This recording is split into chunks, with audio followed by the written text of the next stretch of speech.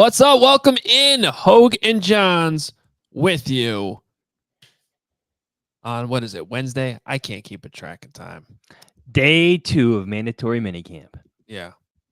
And Kevin Fishbain is here. We are ready to go. We've seen one practice. I'd also like to take us behind the scenes because we were literally right before just starting, as we are live on YouTube, talking about hitting our record button and joking about how sometimes we forget. And literally, as I said, "What's up? Welcome in," I realized I had not hit my button, even though Johnson just told me to do it like 10 seconds earlier. You forgot. That's So, yeah. So the very first, I can read it. "What's up? Welcome in. Hoge Jahns with you." There we have it. We can edit that in now, and we're good to go. Whew, there's a lot going on. Kevin, how you doing? It's only June. What are you going to do when it's September and it matters? We'll be ready by then. We'll hopefully have 2 fewer kids in my house. That would help. But right now we're grinding away for June. It's not. Yeah, it's I like this time of year. It's relaxing ish, at least when it comes to covering the Bears. And we're gonna have a little bit of that discussion right now in terms of, there's not any adversity. Everybody showed up yesterday. That's pretty much the only drama you can have, unless some players getting in trouble with something. But it is rookie. It is veteran, I should say, minicamp week. It is mandatory. Full attendance. Full attendance, ready to go. Everyone was there. We saw Keenan Allen and Caleb Williams thrown together for the first time yesterday. There's another practice today as we were recording this, and we're also live on Wednesday morning. And then another one on Thursday. So we'll be back Friday to kind of recap the whole deal. But we wanted to get together this morning with Kevin and just talk about our takeaways from yesterday to start. Make sure you're following us on Twitter at Adam Hoge, at Adam Johns, at K Fishbain. And of course, you can read all of Kevin and Johnsy's coverage on The Athletic. TheAthletic.com/Hoge Jahns is where you go to get all that and subscribe.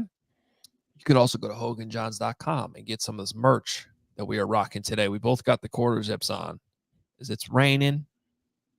A little chilly. A little bit chillier this morning. Perfect weather. And I think the sun's going to come out by the time practice starts at noon, which would be great. Can we start with the best moment of practice yesterday, though? That you two did not witness, unfortunately, but it was outstanding. So, and for the record, I didn't even bring this up on CHGO. I wanted to save it for this moment right here. So yesterday, I have no idea what we're talking about. Go ahead. Yeah. Yesterday during 7-on-7s, and I think it was like kind of at the end of the first team period. So it was like the last rep of the first team period wrapped up.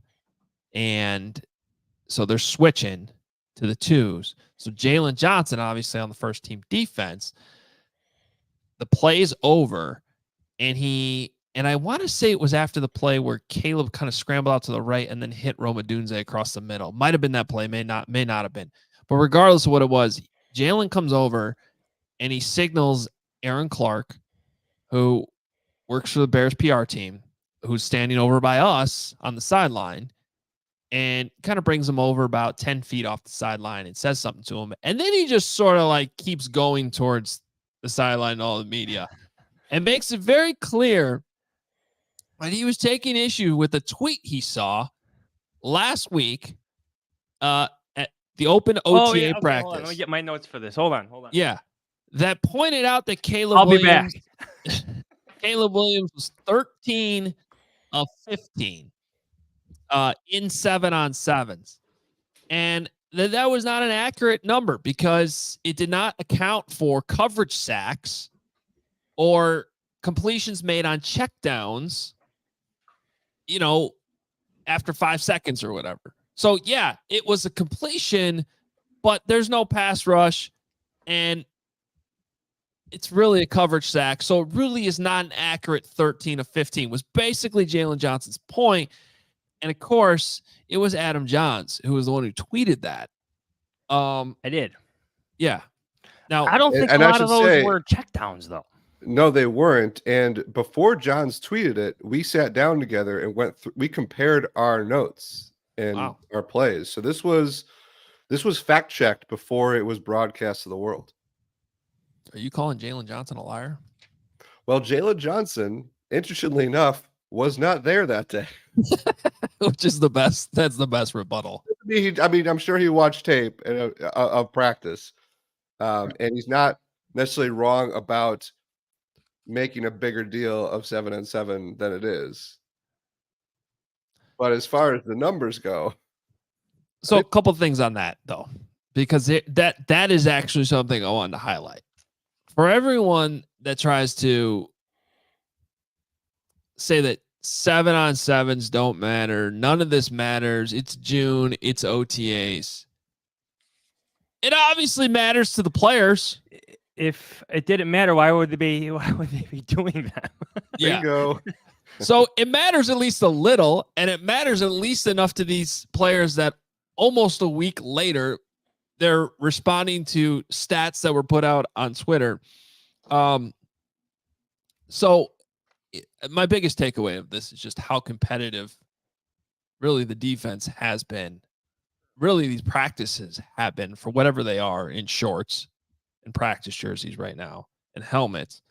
And I think it's funny, but yeah, I'm just looking back at my notes and how many of them were like down the field. There were a lot of throws down the field to DJ Moore, great anticipation throws where the throw is out before his break.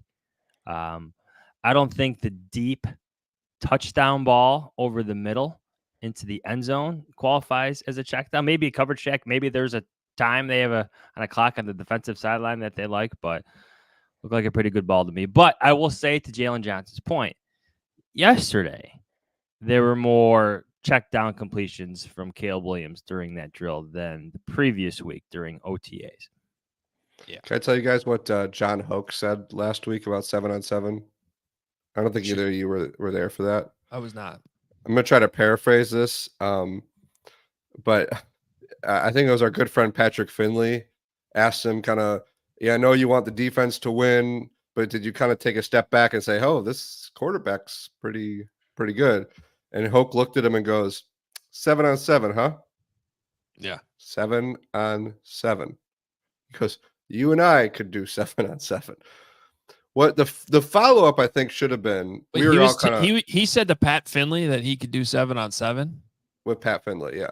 I don't believe that. I'm gonna draw the line. I'm gonna draw the line on that one. What I do think would be where's that from Patrick Finley? I do think it would be an interesting follow-up to him in that moment if we weren't all guffawing and laughing. And this I think is a legitimate question to ask the coaches. They've all seen how many quarterbacks participate in 7-on-7, right? So they might not think that 7-on-7 is the best reflection of how good a quarterback is going to be. But they can compare what Caleb Williams looks like in 7-on-7 to other quarterbacks they have coached in 7-on-7. So they could make determinations about how good a guy is in that show. And also, the three of us have been to enough of these things that, you guys get the question all the time. I know we'll get more into it. How's everything looking? How's Caleb look? We can see it. We know how he looks. I know it's 7-on-7, but you can see where he's putting the football. There were times last year where we talked at length in multiple podcasts how we wanted Justin Fields to have clean 7-on-7s, to stack completions, to not have throwaways, to not have scrambles and then throwaways or forced throws down the field. What Caleb Williams did against, albeit maybe half the starting defense, who was on there? Tyreek Stevenson was out there last week. He might have been the only one. Terrell Smith is the top backup. So not a lot of the starters were there last week in that OTA, but it looked different. It functioned differently than other 7-on-7 drills we've seen. Did it not? It was different. The throws with anticipation looked different than what we've seen in recent years. Yeah, it was what I would call good. And that was different. Really, that's what's about this whole, I'm not, I just, first of all, again, I just want to point, this is all, we're just having fun with this. Last week was a really good 7-on-7. I thought yesterday was pretty good too. And then when they got back to team, and that kind of happened last week too, it got a little choppier and there were some more issues. But I also understand whether you're John Hoke or you're one of the players on the field, they probably hate 7-on-7s because the whole thing is tilted towards the offense. There's no pass rush. We always say and other coaches have said this, like Matt Eberflus has said, like there shouldn't be balls on the ground in 7-on-7. Like ideally, whether it's because of what Jaylon's talking about, quite frankly, if there is a coverage sack or if the play is extended a long time, the play is not really over yet. And so you're going to throw the ball anyway. And so it should be completed. So I can understand why they get kind of antsy out there, the defense especially, when, that was a great play. And in reality, it doesn't translate on Sunday at all. He generally makes it look easy, which is, again, what you want 7-on-7 to look like. But I do think, Hoge, this goes to another point, and like I hate to talk about like how we cover these things, but we only get to see 6 practices all spring. And I imagine the fans want to know everything that happens at those practices. So we do our best to tell them everything that happens. We're not like, 7-on-7 look good. That doesn't mean they're going to the Super Bowl, but we're there.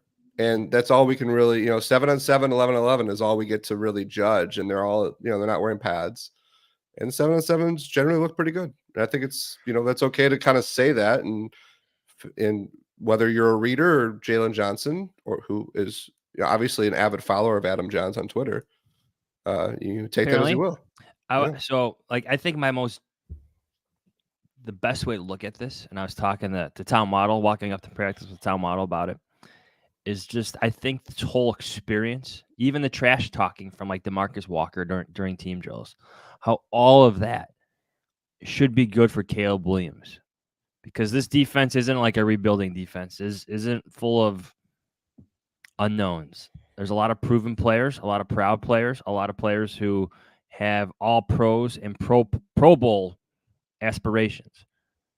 That should be good for Caleb Williams this year and next year, just in terms of like by the time he gets to week 1, he should feel tested. Now he can't be hit. I get all that. Some of that will come in the preseason, but the speed, the competitiveness, the saltiness, the trash talking, I think that's good for Caleb Williams, especially heading into this year where expectations are high for him as a rookie. Also, real quick on Jaylon Johnson and The Athletic, great piece Dan Pompei had on him, a must read that you're going to want to read. And I think also once you read it and how we've seen him kind of running around with his hair on fire in these practices and how competitive he's been, I see no signs of a player who's going to start to mail it in because he just got paid, which sometimes happens. And I think there's a lot of reasons you can read behind the scenes in Pompei's piece. So go check that out in theathletic.com/Hoge Jahns. I also, as it pertains to Caleb, I don't want this to go off the rails into some WNBA discussion, especially with how crazy that's been this week. But I do think there is a level of, if we could just keep it towards a high-profile rookie entering the league and some of this competition that's been going on with it, I think there are some parallels, because anytime you have like a high-profile rookie like jump in and get all the attention, this happened with Connor Bedard this year too. If you go back to the start of the NHL season, there were all these stories and rumors and anonymous players being like, this guy's getting too much attention, and kind of whining about it. And then it's like, oh, but he's really good and he probably deserves it. I think there's a level of that going on in these Bears practices right now. And I don't think it's in like any kind of like animosity really, as so much as it's just like, hey, this is our territory. You got to prove yourself. Like, I think it's like healthy competitiveness. And I think we're seeing that right now from the Bears defense being like, yeah, you're our quarterback and we're going to embrace you and love you. But right now, we're going to give you the toughest time possible out here because you got to prove yourself out here. And I think there's a level to that happening right now with Caitlin Clark in the WNBA. And I think we're seeing it in practice right now with Caleb Williams walking down the practice field facing this feisty, and I think Keenan Allen called it annoying defense. Especially for football, like that is so healthy. The competitiveness is so healthy. Did you guys hear this? Because I want to try to confirm this by the time we do our show Friday. There was a point in practice where the defense was screaming, number one. I don't know if that was towards Jaylon Johnson, who is wearing number 1 now. Like, I want to Caleb Williams, first pick, maybe. Like, I want to see if I think hear it was some of that today. I Did you saw hear on that Twitter. too? Yeah, I think it was that they want Justin Fields back. Oh, no, that's not true. But did you hear that? Like, there was, I swear I heard that. I took note of it. I'm going to try to listen for it today and Thursday to see if it's part of their trash talking. I missed that, but I like it if it is. I'm guessing we're supposed to hear from Caleb Williams this week. My guess is he's loving it. He seems like the type of guy who obviously has probably gotten frustrated at times. Like you could see when I don't know if we're gonna get into the 2-minute drill, but when he came off the field, he went right up to Shane Waldron and he seemed pretty expressive, like trying to figure out what wasn't working and trying to go through the things that weren't supposed to be there. And I'm guessing he's both frustrated, but also absolutely embracing the competition and loving the trash talking and loving the defense is giving it to him, and he'll give it right back. I think that he's the type of guy that is welcoming to it. And I have to say, I have not really seen him get too frustrated out there. Like, even when things aren't going great or the defense is winning a rep, he's coming over to the sideline and, like, just working is how I would put it. I mean, there's I even laughed because yesterday after that little skirmish that they had with the defense, even the offensive line coming up, because they were the ones involved with that with DeMarcus Walker, they were talking about a different play about, like, what am I supposed to do? Just hold them? And all, like, it was like the fight didn't even matter. So I think it's been straight business from that standpoint. Speaking of the fight, which I think is what Matt Eberflus actually called, he upgraded it. Herb Howard tried to call it a dust up in his question. And I think Flus upgraded it to fight. He didn't want to upgrade it to fight. He didn't think it was a fight. Well, then why? I was confused because I thought he was. I thought he was like taking issue with that it was only a dust up, that it was bigger than that. No. It was confusing. I think he thinks it was even less of a dust up. Yes. Oh, okay. Because he said he used a quote from his dad, right? Yeah, I'm looking it up. Well, regardless, I thought it was a fun moment in the press conference, which is kind of what I want to talk about here. And John's and some of the texts that we exchanged this morning about what we're going to talk about on the show, you put in here as a topic, a more expansive Flus. Yes. What do you mean by that? Hold on. I want to find this quote from his father quickly here, because he did. Yeah, that's what my dad would say. A lot of talk and no action. Oh, yeah. So no punches thrown. It was Braxton Jones and DeMarcus Walker. Is that who it was? I think those are the main people involved, yeah. But it's safe to generally assume DeMarcus Walker's involved. Yes. Someone is asking in the chat if punches were thrown. There were no punches thrown. A lot of the grabbing of shoulders and pushing. A lot of hold me back, bro. No, not some of that. A little at the end. Oh, that's what we were doing on the sideline. The media. Yeah. Oh, why? Who wanted to jump in there? Mark Carmen was trying to run in there. Yeah, save Tyson Bagent. Well, Pat Finley can apparently play in 7-7 drills, so he had to get out there. The more expansive Flus. I think I took note of this like last week when his opening remarks were more than 5 minutes long. Now, some of that's, thanking this person, that person, some of it's whatever. But then it, like to yesterday, when he gets to the topic that he knows is going to be a question in the news conference, like Caleb Williams' interception by Kevin Byard, right? He addressed it immediately, not only just as a learning moment, but in great detail, talking about how he took 2 hitches on his throw when it was laid over the middle and how he has to learn that he can't get away with that anymore, especially against a defense like that. I just think we're seeing a different side of Matt Eberflus. He looks different, number one, but he's just more comfortable in his answers. He's joking around, like about the dust-up, quoting his father. That is a different side of him. I think we're seeing a coach who's comfortable being a head coach of a football team right now. Yeah, I think we even started to see that at the end of last season, and wins help. But I think our colleague John Greenberg sometimes points to the the post-game press conference after the Panthers win with the whole "What's up, yours?" comment, that almost kind of started Flus on this path. But even, we talked about this in February, March, how candid. What was up your sleeve? Or I don't know. What's up yours? Bingo. It's great. It's great. Perfect. How candid he was talking about Caleb Williams with us. And yeah, he's confident. Knows he's got a pretty good team. He knows he's got a pretty good defense. He knows I think he's got some job security. And I'm sure he might feel that as well. So yeah, it's funny too, John, so you're talking about how his opening statement went 4 or 5 minutes. My first thought was sometimes John Fox's entire press conference would go for 7 minutes. Yeah. Flus isn't at Mark Trestman territory yet. Trestman would have some legendary in 2013. He had a couple legendary opening statements. I'm just going to give you a little bit of content.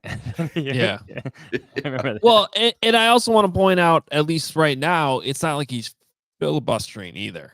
Like, because like a Belichick would know, all right, I got a 15-minute press conference here. I'm just going to talk about the long snapper for 10 of it. And it would actually be interesting if you cared about that. But, I'm glad you guys want to talk about this because we had this discussion yesterday on CHGO. It's something I've noticed too. And it was the one thing I wanted to bring up today because I want to hear your guys' thoughts on it. I'm like, because I think we are so far away from what I thought was a disastrous post-game press conference on the day that Chase Claypool wasn't there last year. And the way he totally mishandled that in terms of why he wasn't there, who was told not to be there, did he do it on his own and all that. And that was in the heart of the drama that was happening at the start of last season. Drama. It was really bad. You had the Allen Williams thing. You had a losing streak. You had Chase Claypool. And I do think it's notable that it feels like Matt Eberflus emerged out of that. And I do think that there is whether we're just talking about his physical appearance or working on press conferences, like a concerted effort here to learn from some of these past mistakes and get better at this. It's not the biggest part of the job by any means, but it's a significant part of the job to have to go and address your fan base every single day during the season, most days. It's the game of public perception. Yeah. And if we're being honest, through the first 2 years, he kind of lost that part of it. He was not checking that box in terms of strengths and weaknesses.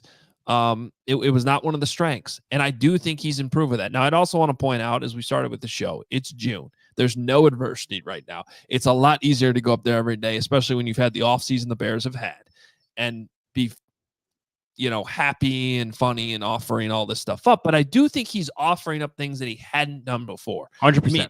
We have had coaches in the past completely annoyed that they get a question about their quarterback's interception on June 4th.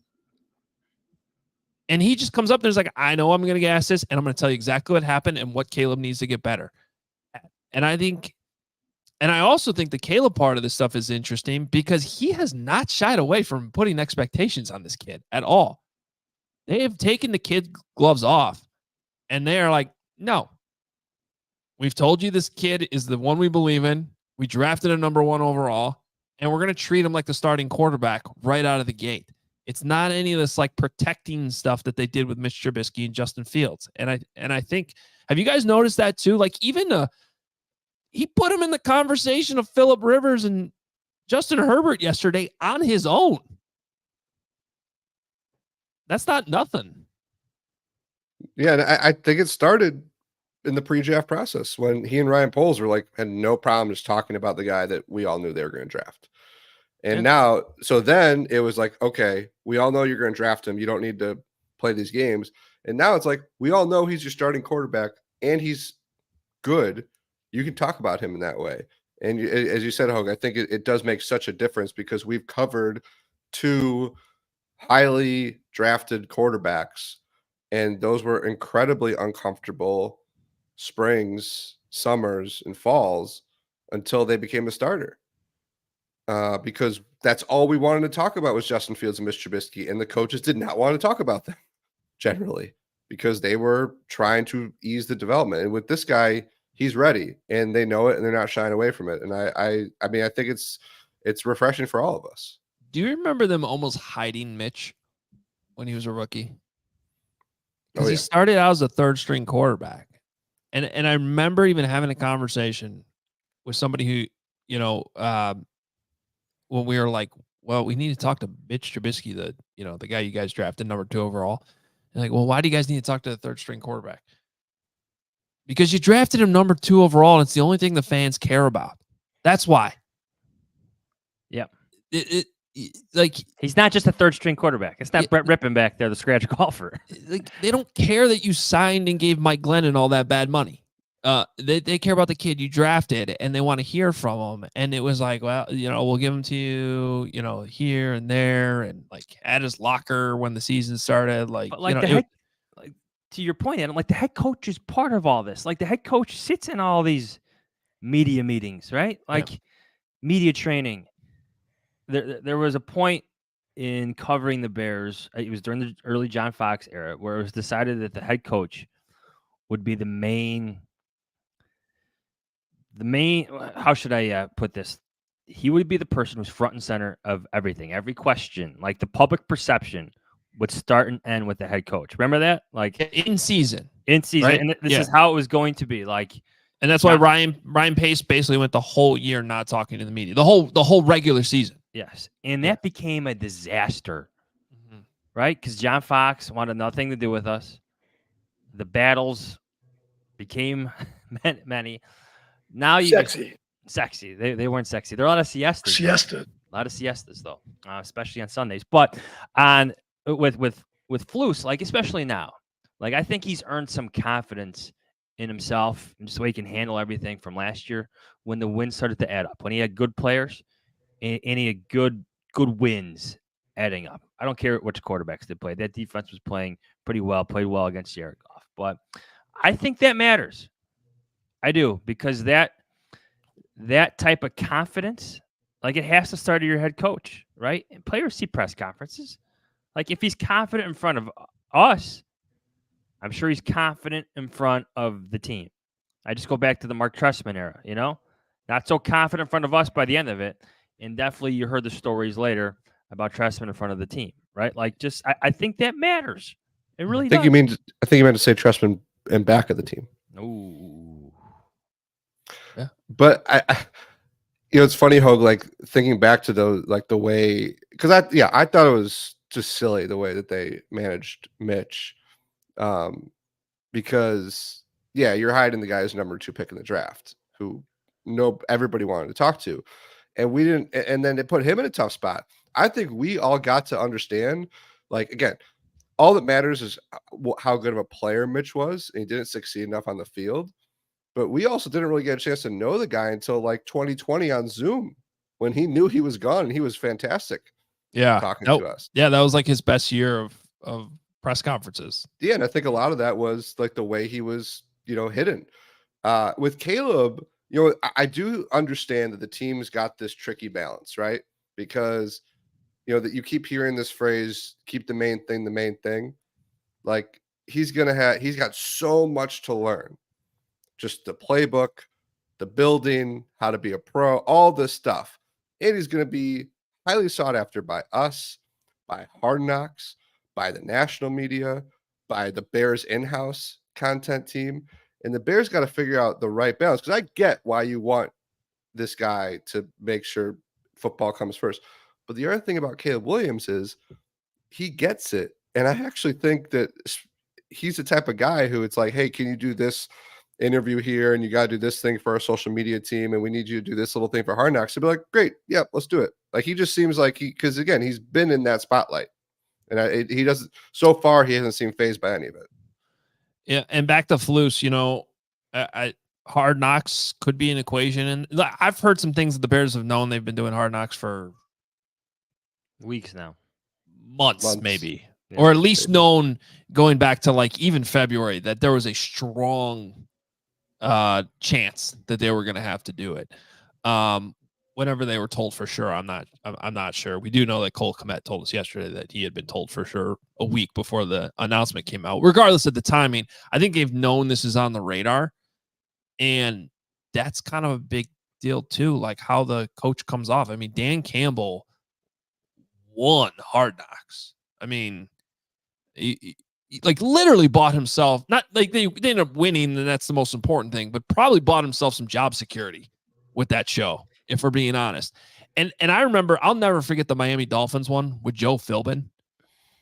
Oh my God. Like, Joe's a nice guy, but he just,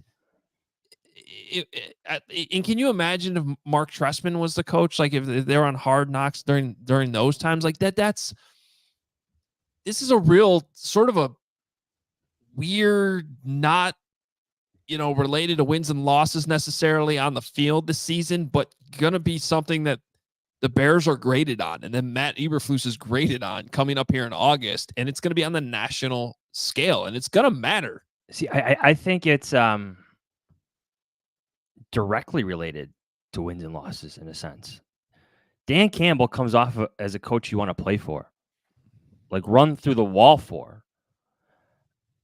That is important in so many ways. That correlates to wins and losses on the field.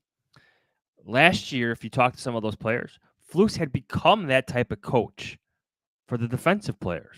Mm-hmm. The loaf grading system, players were buying into it.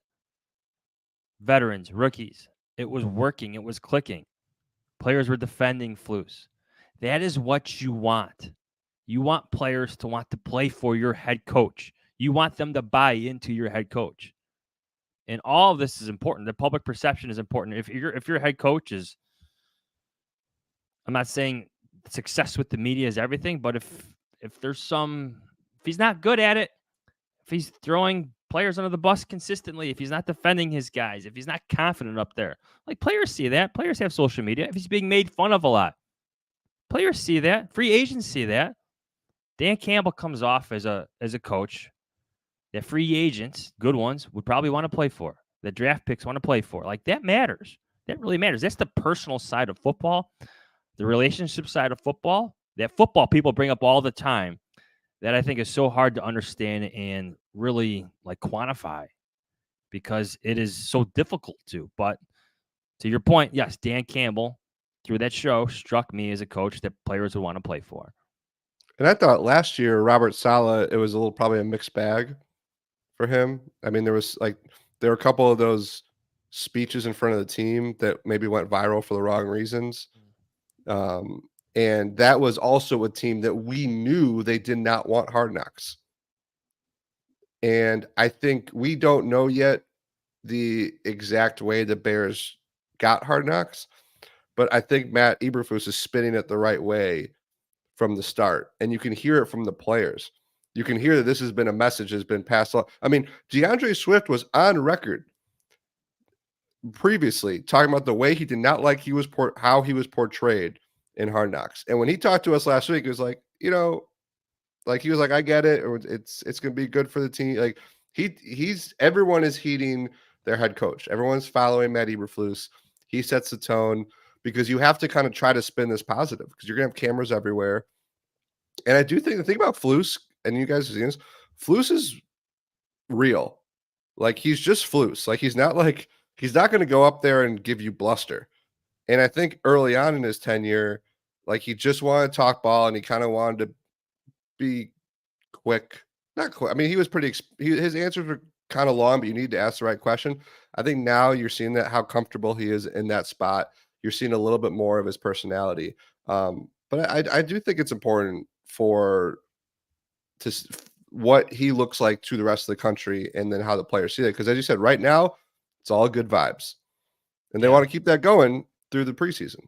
Well, and that's what I want to see. Whenever the thing of adversity hits, whether it's drama and Hard Knocks, or it's, a bad loss in week 2 or 3, like whatever it is, what's it like then? What's it like then? But I do think we're seeing some progress. And more than anything, I think whether it's the GM and now the head coach, like just the transparency about things that don't need to be secret, or the way they treat some of this, it's been very, very refreshing. And after many years of us having some frustrations with that, I think it's totally fair to give them credit when they're when they're doing it now, because it is refreshing and it's good. And I think it points to some optimism that lines up with some of the things we're seeing on the field and how this roster is improved. So hopefully it all carries over into the season. Let's hit on some other topics before we get out of here. Here's a direct question to you guys. Are you worried about Nate Davis? Kevin and I talked about this a little bit yesterday. Go ahead, Kev. I was gonna say no, not yet. It's June 5th. He's present, which I think is a big thing. But he was present last year. Was he there? Yeah, he was here. Minicamp? Yeah, and they just didn't participate. Well, during minicamp, but not during OTAs. Not OTAs, because he was at OTA. He was at last week's OTA. He was not the week before. Right. Sorry, I'll worry in September. I think maybe August. But this just might be who he is. And obviously he had very important things off the field last year. And that it's not to say that they're not on his head anymore. I mean, he experienced a really tragic loss. And then he had the injury on the field. But I'm really trying not to worry about it in early June. Let's see what happens when the pads come on, and if he's only practicing every couple of days like last summer and whatnot, that we can have that conversation. I want to give him the benefit of the doubt because last year there was obviously some family things going on, right? Correct. There was a death in the family by the end of it, I believe. Yep. So there was a lot going on.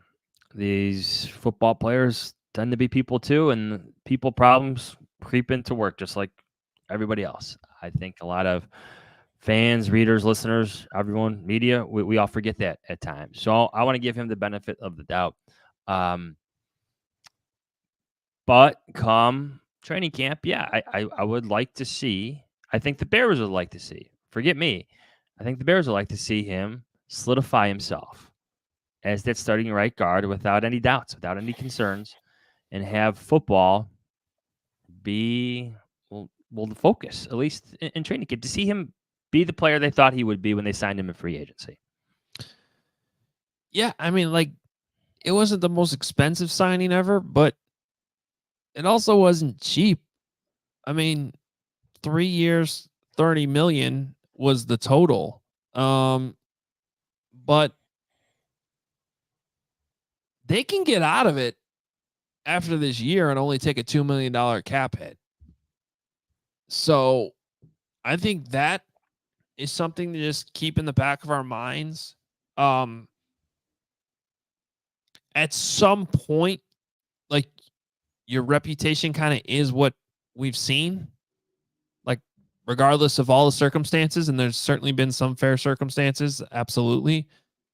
But, based on what we've seen, I would guess that he's not out there every day during training camp. Might miss a week here and there, might not play a lot in the preseason games. That's all fine if you show up week 1 and dominate. So that's where I'm kind of with Kev, not necessarily worried. I don't think worried's the right word. But certainly he's a player that I think you circle as somebody to keep an eye on to be all right, how many days is this guy practicing in August? Is he healthy? Is he not healthy? Is he all in? Maybe he's somebody. How does he come off on Hard Knocks? I'm not sure he's at the top of the list of players who would be featured, but there might be something in there. But more importantly, regardless of all of that, just how do you play on Sunday when the season starts? And week 1 happens to be against his former team, the Tennessee Titans. So I don't think there's any doubts if he's healthy, he'll be playing. But meanwhile, other guys are getting opportunities. This Matt Pryor dude that's in there at right guard is huge. How does he play? I mean, does this sort of accidentally become a competition? Because you need to be available. I have no idea how it plays out, but I do know that if I'm in his position, I am motivated to play well this season, because otherwise I think that becomes a spot where he might be a cap casualty next winter. Because the contract has to be part of this conversation. It's just the hard truth of the NFL, especially when you receive, albeit not the biggest contract for a guard, but one of the biggest contracts the Bears have handed out under Ryan Poles. Like, that's something that's part of the evaluation.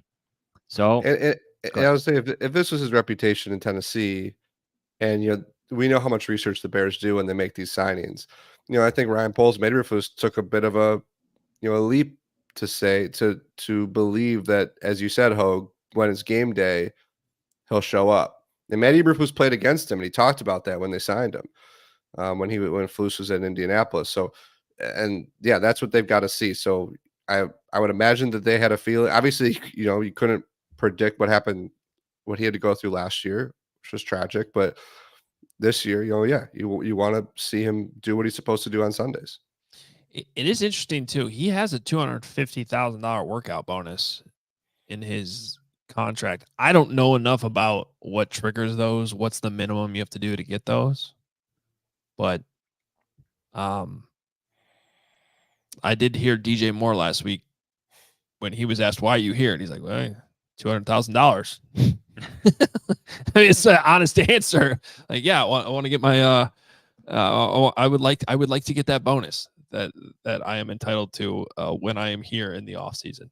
So, Johns, you also had on here just talking about the feisty defense. We kind of hit on that at the beginning, but is there anything else that you wanted to touch on with that? No, I just think, well, one thought on Nate Davis, it's like never good to be like at the top of the list of players you're most concerned about, like of any list, whether it's media's. I'm sure Ryan Poles has like his own list of like players he's watching, players he wants to see be who they think they can be, the Bears think they can be.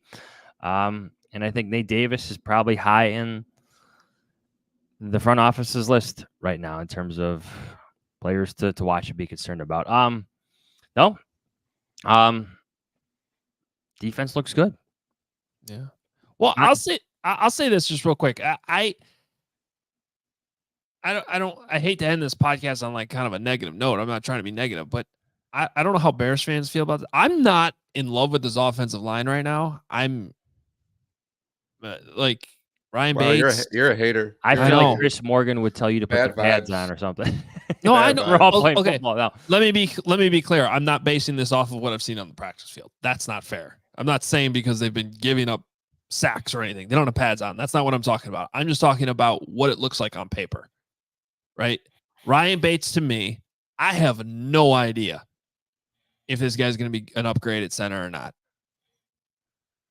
Like, he didn't play there in Buffalo. They cut their veteran center, and you would have thought that would have been to move him in there, and no, they traded him. So there's that. We know Ryan Poles loves him. We know he thinks he's a fit here. So, but that's a total prove it thing. Just like Nate Davis at right guard, prove it. Go out there and play. Like those are two huge question marks. And then at left guard, I know I like Tevin Jenkins as a player, but is he going to play all 17 games? At this point, that would be surprising if he did. So, question mark right there. I feel good about the right tackle in Darnell Wright. And then Braxton Jones, I feel pretty good about him.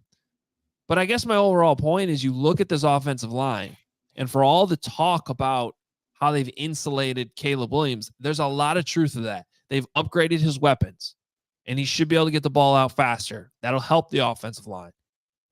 But it's not like they went out there and they did what the Jets did this year and made some pretty significant upgrades across the board to help the quarterback. I just still think like it's a huge question mark, if not the biggest question mark, going into this pivotal season and in this assumption that the offense is just going to be a lot better.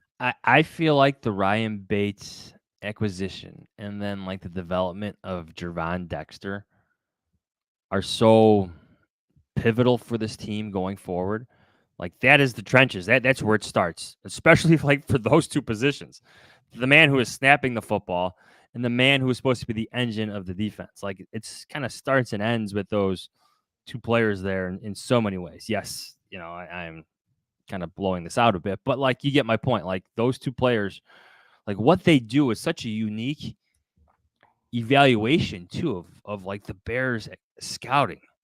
Because like you said, Adam, like Ryan Bates wasn't a starter last year. And when he was a starter, I think he was in guard, right? Like for the Bills? like 2 years ago. So now he's your starting center. Yeah. Like, this is a very unique projection by the Bears front office. And then Gervon Dexter, you didn't sign anybody to help at 3 technique. You didn't. Justin Jones left in free agency. Is Gervon Dexter, the second-round pick, really your answer there? Is like everything that his teammates, everything they're saying about him, is it true? Like, I think what those 2 players do, Ryan Bates and Gervon Dexter, like really makes for a unique evaluation of the Bears scouting. Yeah, and I think too, they do at least have a plan B in Coleman Shelton, who does have starting experience at center, familiar with this system. Ryan Poles talked to us about that. That was an important thing for him to add depth, add versatility. They've got a couple, you mentioned prior, they have more experience and depth on the offensive line, but I think, Hoge, your point is valid that the top line is still below. Probably it's weird because there's this potential, right? Yeah. Like, if Nate Davis plays up to his contract, if Tevin Jenkins plays all 17 games, if Ryan Bates is as good as Ryan Poles believes he is, you've got a pretty darn good and pretty affordable offensive line. And you didn't have to go make those moves that the Jets did. But you're also, those are some big ifs that you have there. And yeah, and if things go wrong, because like, look, this is a big season, but you could also argue 2025 is bigger, like more important, but you also don't want Caleb Williams to have some of the offensive line induced struggles that we've seen so many rookie quarterbacks have around the league that hinders his development, as good as his skill position players are, because you want this to be you want this team to be at least on the cusp of the playoffs to set up for 2025. And it's going to be hard to do that if he's running for his life. And that's why this is so important. Because to your point, I want to be clear on this, I could see the offensive line being pretty good. I could also see it being pretty bad. And it'll probably end up being somewhere in the middle, because that's usually how this works. But is in the middle going to be good enough to avoid what you were just talking about, Kevin? Were they in the middle last year? Like, probably. There was a high sack rate by the quarterback. But then like some other metrics said there was enough time to pass. I don't know. It was better than the year before. It certainly wasn't great. And the center position was downright awful. So I hope Ryan Bates is at least a little bit of a upgrade. You but think? You think he'd have to be. I don't know. I just, and again, this is a wait until training camp and the Pats go on to really evaluate what we're seeing. But again, bringing back to Nate Davis, if he's not out there a lot in August, it's going to be hard to evaluate. We're still going to be sitting there going into that kind of 2-week break before the first game being like, I don't know what this is going to look like. I think the best way to put the Nate Davis conversation is we don't want to be talking about Nate Davis in July and August. Yeah. If we're not, that's a good thing. Mm-hmm. Usually for the offensive line, when they're not mentioned by name, that's a good thing. Do you guys want to end on a positive? Yes. Did you see that sidearm throw Caleb made to Rome against the blitz? It was like a quick wide receiver screen coming in our direction. Mm. So it was really quick. Like, boom, right to the arm angle, right where Odunze needed it, and then he was off. That was the number one difference, I thought, between. So if you looked at some of the plays that USC ran, some of those screens to the perimeter, a lot of them look like what the Bears were running with Justin Fields. And the way, that's why I keep harping on this idea that Caleb holds onto the ball and it's a problem like Justin. In some ways, yes. Most ways, no. And this is one of the areas where it's 100% no. Because Justin was so methodical at getting the ball out in those quick screens when it was just like, dude, you got to just snap, boom.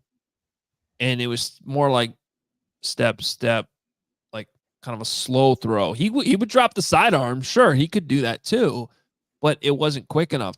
And Caleb, all over his USC film, he's got these just like snap side. It's like a snap. It's just the ball comes out and it's usually, most importantly, very accurate.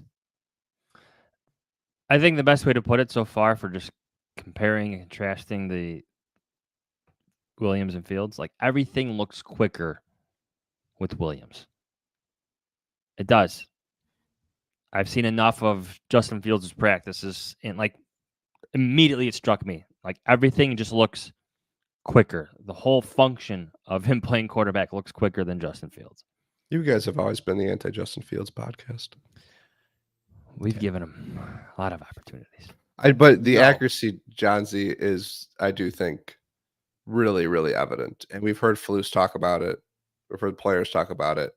Like, he just generally, as we've seen, and they go, it's just in shorts right now, he puts the ball in the money. Okay. Any predictions for today? How about this? Interception or no interception for Caleb Williams today? I'll say interception. They're running a lot of plays. These are longer practices this week. Deep ball completion to Caleb Williams, or Caleb Williams, to, let's go with Rome Odunze. Yes. I'm talking 30 plus. Yes. I'll say yes on that. And I did not think that, and I think Keenan Allen even acknowledged this after practice yesterday when we talked to the media, like that chemistry. This is our first real practice together against the defense. And you could tell they were a little bit farther behind than with DJ Moore and with Rome Odunze. Not surprisingly, they've been out there with Caleb. I'm going to say that gets going a little bit today. Who wins the 2-minute situation? Williams in the offense or the first team defense? Trick question. Cairo Santos. Well, that's a win for the offense. That's a win for the offense. I was going to say Tyson Bagent. Okay. He got close yesterday. But how about that could be a touchdown, not just a field goal? That's asking for a lot. Oh, sorry. I forgot. This is Chicago. Touchdowns are hard to come now by. The situations, it's a field goal city. The situations they put up yesterday there was no score. So I'm assuming they were looking for touchdowns or just the ball to move down the field, which it didn't. Yeah. All right. Well, do we know who's talking today? I believe we're going to hear from Tevin Jenkins. Okay. And Jaylon Johnson. Nice. Maybe Kyler Gordon. How about Javon Dexter? Okay. Maybe he'll be a Thursday guy. It's Caleb Williams. And Flus talk again today? Flus talks again today. Okay. Did you hear what he called us yesterday? When he walked in? Jerks? No. No, that's just what he called Mark Carman. He called us the Chicago Mafia. Oh, wow. I think he walked in. I think he said something like, "Oh, Chicago Mafia is quiet today." I don't know. What's up yours? Chicago Mafia. I don't know. I can't picture Kevin being in a mafia. Maybe every mafia needs a jokester. All right. Well, we got to get over to Hell's Hall. Looks like it's not raining. Looks like we should be good. I don't like being inside this time of year. Let's be outside. No, it should be outside. It should be. Yeah, I don't want to be thrown in the bubble. No, well, we'll have it all covered for it. Yeah, no, it's not good in there. Follow us on Twitter. We'll have all the updates at Adam Hoge, at Adam Johns, at K Fishbain. Make sure you're following our show account as well at Hoge Jahns. And go to HoganJahns.com. Get some merch. Get some quarter zips. The polos are hot right now. So is the weather. Enjoy it. And we'll be back on Friday to wrap up everything we see the next 2 days. And then we'll send Johnsy off to, I don't know, wherever he goes for the next 6 weeks. I'll still be around. Yeah, I know. You got my number. Talk to you Friday. See ya.